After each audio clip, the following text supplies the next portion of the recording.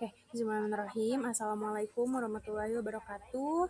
Selamat pagi menjelang siang. Perkenalkan, nama saya Andistia Fifamsni dengan NIM 22035013002 dari Universitas Teknologi Muhammadiyah Jakarta.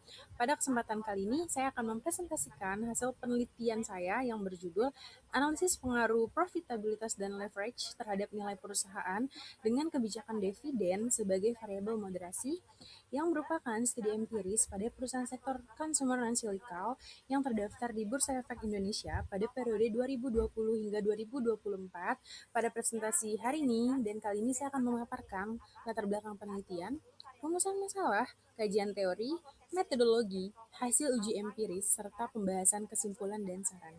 Selanjutnya terdapat identitas peneliti, yaitu saya sendiri yang bernama Arzitia Fifamsni. Saya bertempat tinggal di Jakarta dan lahir di Jakarta pada 6 Mei 2004. Dan institusi saya di Universitas Teknologi Muhammadiyah Jakarta dengan nomor NIM 22035013002. Selanjutnya terdapat pendahuluan. Jadi industri consumer non-cyclical ini sangat memberikan kontribusi yang signifikan terlebih terhadap kapitalisasi pasar IDX pada tahun 2023. Namun, selama kurun waktu periode 2019 hingga 2023, indeks harga saham sektor ini menunjukkan penurunan yang sangat signifikan dan substansial yang mencerminkan tantangan struktural dan transisi pasca pandemik, termasuk inflasi bahan baku, perubahan preferensi konsumen, dan tekanan persaingan secara internasional. Dalam konteks tersebut, penting untuk kita memahami faktor-faktor internal perusahaan seperti profitabilitas, struktur modal atau leverage, dan kebijakan dividen yang pasti sangat berpotensi mempengaruhi persepsi pasar terhadap nilai perusahaannya. Untuk selanjutnya ada pendahuluan yang di dalamnya terdapat rumusan masalah serta tujuan permasalahan penelitiannya itu sendiri. Rumusan masalah pada penelitian kali ini merujuk pada apakah profitabilitas itu berpengaruh terhadap nilai perusahaannya, lalu apakah leverage berpengaruh terhadap nilai perusahaannya, apakah kebijakan dividen memoderasi pengaruh profitabilitas terhadap nilai perusahaannya, serta apakah kebijakan dividen memoderasi penuh leverage terhadap nilai perusahaannya. Dan di tujuan masalahnya sendiri itu di-compare dengan penelitiannya itu memberikan bukti empiris pengaruh variabel-variabel yang sudah dijelaskan di rumusan masalah pada nilai perusahaan di sektor konsumer non-cyclical selama periode kurun waktu 2020 hingga 2024. Selanjutnya terdapat kajian literatur teorinya. Yang pertama itu di X1 terdapat profitabilitas. Jadi penelitian itu didasarkan pada beberapa landasan teori utama. Yang pertama itu tadi di profitabilitas X1-nya, jadi dia kemampuan perusahaan menghasilkan laba bersih dari total aset yang dimiliki. Jadi seperti mengukur efisiensi aset itu sendiri dari Brigham dan Housen pada 2014. Selanjutnya itu teori struktur modal atau dia lebih leverage untuk X2-nya. Itu terdapat teori dari Modigliani dan Miller pada tahun 1958 membahas peran struktur modal dan biaya modal. Selanjutnya itu ada kebijakan dividen di moderasinya. Itu dia teori signal dan dividen dari Bhattacharya pada 1979 yang melihat dividen sebagai signal kestabilan dan prospek perusahaan. Nilai perusahaan selaku Y-nya menggunakan rasio harga pasar terhadap nilai buku atau PBV yang mencerminkan perspektif pasar itu sendiri. Kajian pustaka sebelumnya menunjukkan hasil yang variatif terkait pengaruh profitabilitas dan leverage terhadap nilai perusahaan serta peran memoderasi kebijakan dividennya. Selanjutnya ada kajian literatur yang memuat hipotesis penelitian yang saya pakai. Berdasarkan kajian teori dan penelitian terdahulu, dirumuskan hipotesis sebagai berikut. Hipotesis pertamanya, profitabilitas berpengaruh terhadap nilai perusahaan. Lalu hipotesis keduanya, leverage berpengaruh terhadap nilai perusahaan. Hipotesis ketiganya, kebijakan dividen memoderasi pengaruh profitabilitas terhadap nilai perusahaan. Hipotesis keempatnya, kebijakan dividen memoderasi pengaruh leverage terhadap nilai perusahaan. Selanjutnya itu ada metode penelitian. Penelitian ini menggunakan pendekatan kuantitatif dengan analisis data panel dan teknik moderate regression analysis atau MRA. Pertama itu populasi dan sampelnya. Saya memiliki perusahaan sektor consumer non-cyclical yang tercatat di Bursa Efek Indonesia pada kurun waktu periode 2020 hingga 2024. Dari 122 perusahaan populasi diperoleh sebanyak 35 perusahaan melalui purposive sampling.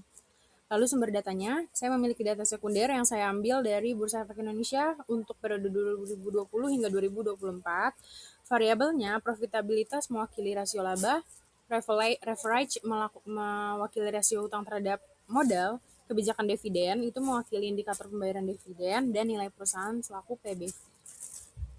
Oke, jadi selanjutnya ada hasil dan pembahasan. Jadi sebelum ke pengujian hipotesis saya lakukan, dilakukan juga uji asumsi klasik, yaitu uji normalitas, uji heteros, dan uji multikolonialitas. Selain itu, disajikan juga statistik deskriptifnya melalui R-square untuk melihat kemampuan model dan menerangkan variasi nilai perusahaan. Jadi hasil dan pembahasannya itu, hasil pengujiannya, dia menunjukkan temuan utamanya. Profitabilitasnya itu dia tidak berpengaruh signifikan terhadap nilai perusahaan. Lalu leverage-nya berpengaruh positif dan sangat signifikan terhadap nilai perusahaan. Kebijakan dividennya terbukti memoderasi dan memperkuat pengaruh profitabilitas terhadap nilai perusahaan. Kebijakan dividennya memoderasi dan cenderung memperlemah pengaruh leverage terhadap nilai perusahaan.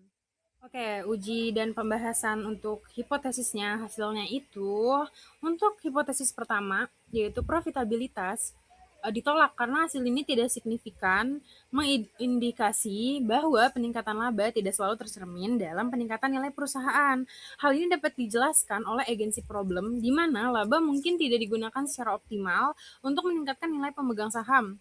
Untuk hipotesis keduanya, leverage, itu berpengaruh positif diterima, menunjukkan adanya efek disiplin utang yang meningkatkan efisiensi manajerial dan perspektif pasar terhadap prospek perusahaan. Untuk hipotesis ketiga, kebijakan dividen profitabilitas, kebijakan dividen ini memperkuat hubungan antara profitabilitas dan nilai-nilai perusahaan yang profitable dan konsisten membayar dividennya, memberi signal positif kepada para investor sehingga meningkatkan nilai pasar. Untuk hipotesis keempatnya, kebijakan dividen leverage itu diterima juga karena kebijakan dividen ini cenderung melemahkan pengaruh leverage terhadap nilai perusahaan karena kombinasi utang yang tinggi dan kewajiban dividen dapat mengurangi fleksibilitas keuangan dan meningkatkan risiko bagi kreditor dan investor. Oke, selanjutnya terdapat hasil dan pembahasan lebih diperdalam untuk hipotesis-hipotesisnya. Di hipotesis pertama, profitabilitas tidak berpengaruh signifikan terhadap nilai perusahaan. Perubahan tingkat laba tidak selalu diikuti oleh perubahan nilai perusahaan. Temuan menunjukkan bahwa kemampuan menghasilkan laba belum tentu meningkatkan nilai perusahaan itu sendiri. Dijelaskan melalui teori agensi, adanya konflik kepentingan antara manajer dan pemegang saham, laba berpotensi tidak dimanfaatkan secara optimal untuk meningkatkan nilai perusahaan. Agensi problem menyebabkan profitabilitas tidak tercermin dalam nilai perusahaan. Hasil penelitian sejalan dengan penelitian yang dilakukan oleh Putri dan Gatino 2023 dan Bagaskara et al. Pada tahun 2021 yang menemukan pengaruh profitabilitas tidak signifikan.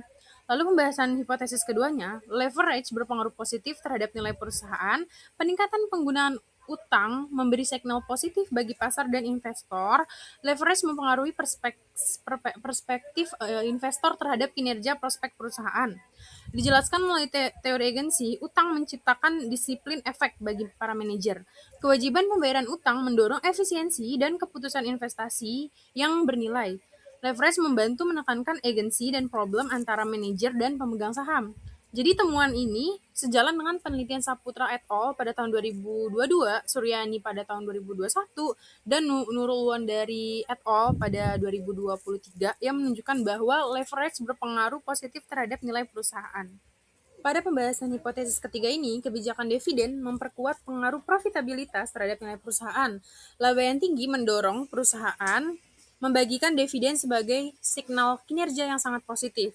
Dividen meningkatkan kepercayaan para investor dan perspektif nilai perusahaan. Dijelaskan melalui teori agensi, dividen itu mengurangi konflik kepentingan manajer dan pemegang saham. Pembagian dividen menciptakan disiplin keuangan dan membatasi penggunaan laba yang tidak efisien. Perusahaan yang profitable dan konsisten membayar dividen dinilai memiliki resiko keanginan lebih rendah. Temuan sejalan dengan penelitian Febrianti dan Anwar pada tahun 2022 dan Anggraini dan Sulhan pada tahun 2020 yang menegaskan peran moderasi kebijakan dividen itu sendiri. Selanjutnya pembahasan hipotesis keempat, kebijakan dividen memperlemah pengaruh leverage terhadap nilai perusahaan. Leverage dapat meningkatkan nilai perusahaan melalui disiplin utang. Pada leverage yang tinggi, pembagian dividen mengurangi fleksibilitas keuangan perusahaan, beban utang, dan kewajiban dividen menurunkan perspektif investor terhadap kondisi perusahaan. Perspektif teori agensi, dividen pada kondisi leverage yang tinggi berpotensi meningkatkan konflik antara manajer, pemegang saham, dan kreditur. Pembayaran dividen dapat mengganggu kemampuan perusahaan memenuhi kewajiban utangnya, jadi sangat mengganggu. Temuan sejalan dengan penelitian Simanjuntak et al. Pada tahun 2019 dan Maduma dan Edward Ari 2025 yang menunjukkan efek pelemahan dividen terhadap pengaruh leverage. Untuk kesimpulan dan saran, berdasarkan analisis empiris yang tadi sudah saya jelaskan, dapat ditarik kesimpulan bahwa profitabilitas tidak terbukti berpengaruh signifikan terhadap nilai perusahaan pada sektor yang diteliti. Leverage memiliki pengaruh positif terhadap nilai perusahaan, lalu kebijakan dividen berperan sebagai variabel moderasi yang memperkuat pengaruh profitabilitas terhadap nilai perusahaan. Kebijakan dividen juga cenderung melemahkan pengaruh leverage terhadap nilai perusahaan. Jadi sarannya dapat ditarik untuk praktisi dan akademisinya untuk manajemen perusahaannya lebih dikelola struktur modal secara hati-hati sehingga utang dapat memberikan efek disiplin tanpa menimbulkan resiko keuangan yang sangat berlebih. Sesuaikan dengan kebijakan dividen dengan kondisi profitabilitas dan tingkat leverage agar tidak mengurangi fleksibilitas keuangan. Untuk peneliti selanjutnya, pertimbangkan penambahan variabel kontrol yang lain, misalnya pertumbuhan perusahaan, ukuran perusahaan, likuiditas, dan perluasan periode atau sampel dan generalisasi yang lebih baik. Oke, referensi yang saya gunakan itu ada dari Brigham, E.F, dan Houston, J.F pada 2014, Fundamental of Financial Management, lalu ada Bhattacharya, S pada tahun 1979 dalam Imperfect Information, Dividend Policy and the Bird in the Hand Folly, The Bell Journal of Economy. Lalu ada Modigliani, F, dan Miller, M.H pada tahun 1958 dalam The Cost of Capital, Corporation Finance and the Theory of Investment, American Economic Review. Demikian paparan hasil penelitian yang saya paparkan. Semoga bisa bermanfaat. Terima kasih kepada Bu Susi yang sudah memberikan saya ruang. Kurang lebihnya mohon maaf. Nasrul minallah fatul qorib. Nun wal qalam yama yasturun. Fastabikul khairat. Wassalamualaikum warahmatullahi wabarakatuh.